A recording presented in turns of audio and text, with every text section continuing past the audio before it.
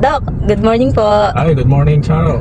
Ayan, nagda-drive si Doc. Naku-curious lang ako, Doc, kasi nung kahit na anong pagod nyo nung pagka nagkakasama tayo, nakikita ko ikaw pa rin lagi ang nagda-drive. Hindi kayo kumukuha ng driver? Meron naman akong driver pag sa Manila. Pagka sa ospital, meron kaming driver. Pero pagka dito, misa-misa si Carlo, pero madalas gusto ko ako nag-drive eh. Una-una, sabi ko, parang exercise na rin ito dahil yung mga reflexes ko, mga senses ko, nagagamit ko. Eh, kung ako nakaupo lang sa harap nila, tabi ng driver eh, wala. Pero kagaya po, Dok, nung nakaraan, nag-People's Day, sumama tayo sa People's Day, 4 na barangay, nagtuli, meron pang time na dun sa CI, na balik-balik tayo sa CI, tapos meron kayong clinic, pagod. Tayo nun. Lagari tayo, pagod, pero kayo pa rin na nagda-drive sa amin. Oo. Yung mga kaya naman. Pero matanong ko po, nagkaroon na po ba ng pagkakataon, wag naman sana, na nagkaroon ng aksidente sa kalsada, ganun, kayo? Awa ng Diyos eh, wala naman, ganun. Talagang maingat po kayo. Ingat ako. Eh, minsan, dyan sa NLEX, binunggo ako ng Santrans. Matraffic no, nakita ko dumarating yung Santrans.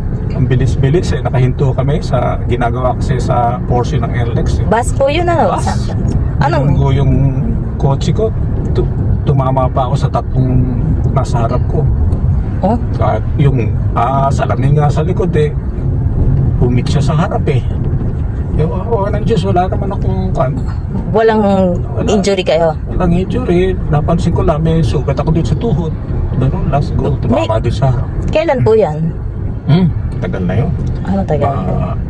Mga 90s yun. Dahil tatandaan ko dahil pag-eleksyon nun. Itong 90s. Mga 90s, mga 95, bata-bata pa po. Eh, naalala ko, nandito tayo sa Barangay Bulusan po ba ito? Kalison. Gagawin nga po ba itong kalsada? Oo.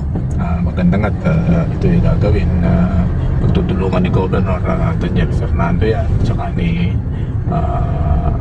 Kong Domingo.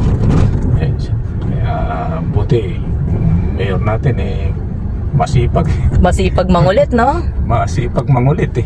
At saka yun talagang talagang hindi niya tatantanan eh. Oo. Tsaka kailangan naman ito talagang gawin. Dahil tingnan mo, daming truck na dumadaan. Lalaki.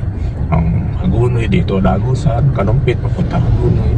Marami na rin dumadaan din sa atin eh. Tsaka matagal na po ito na idinadaing ng mga tao, marami nang naaaksidente. Yun nga lang po, hindi naman pwedeng basta-basta nating mapapagawa, di po ba? Ito po ay budget po ng DPWH po, ganun po ba yun? DPWH. At provincial road kasi ito eh. Actually, kaya katulad yan, ang lubak na yan. Oo nga. Sipin mo pagka medyo yung mga motor, lalo na kung gabi, di mapansin yan. Aksidente, meron namang mga na-aksidente dyan, nalaglag dyan sa... Tsaka yung mga gilid, Dok, ano na talaga bumibigay na siguro dahil malambot at yung may tubig yung magkabila. Yun na nga na dahil laging may tubig, na-erode. Ang kayo naman ito, mukhang medyo lalaparan. Lalaparan? Di mainam po ano? Lalaparan to eh. Alam niyo po ba kung mula saan hanggang saan?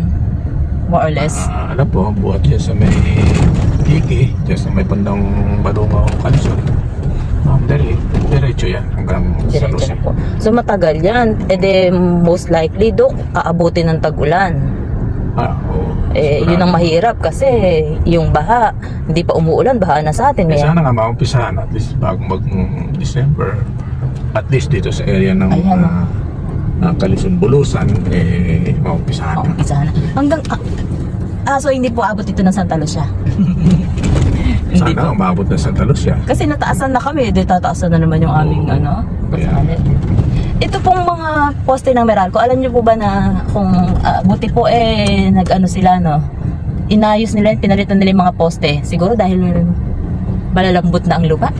Tama, lumalambot ang lupa Sipin mo throughout the year may tubig.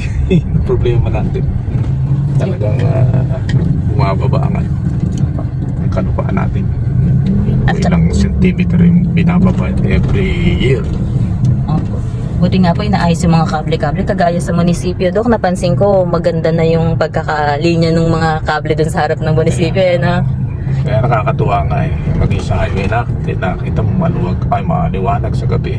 Ano tawag po doon? Doon sa yung nasa sahig ng kalsada. Reflectorize po ba yan? Ano tawag doon? Oo, yung mga reflector. Reflector. Ganda tingnan sa gabi. Ganda pa tingnan. Apo, nagpapaliwanag.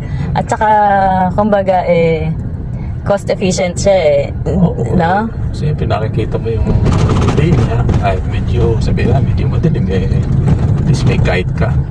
Apo. Malaking bagay yun. Maiba tayo, mabalik po tayo. Yung sa security, hindi talaga kayo kumukuha ng mga malalaking taong bodyguard? Ay, naku. Kahit mga araw pa. Bakit? Wala kayong ano? Saan tingin ko kahit may security ka kung talagang meron sa iyong galit eh. Sa bagay, no? Ako naman iniisip ko ano naman sila naman magagalit sa akin. Baka meron kayong di pinautang Siguro yung mga nasa politics ako. Alam mo sa politics, minsan kahit na maganda pakikisama mo, mayroon kang magaganda ginagawa mo, pero politika, hindi natin masabi. Opo. Pero never kayo? Pinapanalangin ko na lang sa Panginoon. Panginoon ang aking at Diyos ang aking gabayan. Siya ang protection ko every morning, every night. Yun ang dinadasal ko. Ingatan ako, ingatan mga mahal ko sa buhay, ingatan ang mga kasamahan ko. Opo. Pero never po kayo talaga nakumuha ng security o bodyguard? No, may time. lagi na ako may kasama. Si Kuya Ding, ako pa naghahatid dyan sa gabi. At ang nakakatawa po. Hindi, totoo yun. Hatid ko pa yan. Pagka medyo ginabi kami. Pag yung kailangan nyo mag-traffic, ayaw bumaba, mainit. Hindi naman, traffic naman yan. Pero yung sa gabi talaga marami daw aso. Nakakatawa po. Una pa tatakbo sa akin yan. Meron tagal nyo na magkasama ni Kuya Ding po no? Tagal lang siya isa sa... Pareho po kayo ni Mayor Leme na yung mga nakakasama nyo po talaga nagtatagal sa inyo, kagaya ni Kuya Ding, nila Ate Sol. Oo. Di ba po? Yung mga staff nyo. Akong kasama noon si Totoy. Talaga yun, mas maraming experience yun. Ayun, matapang yun. Nasa na po yun siya? Medyo may edad na rin 70, ano na ba si Totoy ngayon? 77 na, so... si Kuya Ding ba, bata-bata pa? Si Ding, senior na rin yan. Pero,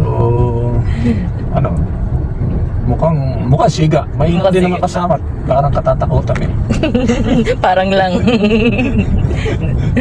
Akala ay siga. Pero, akala mo tigasin pero wala. Asik.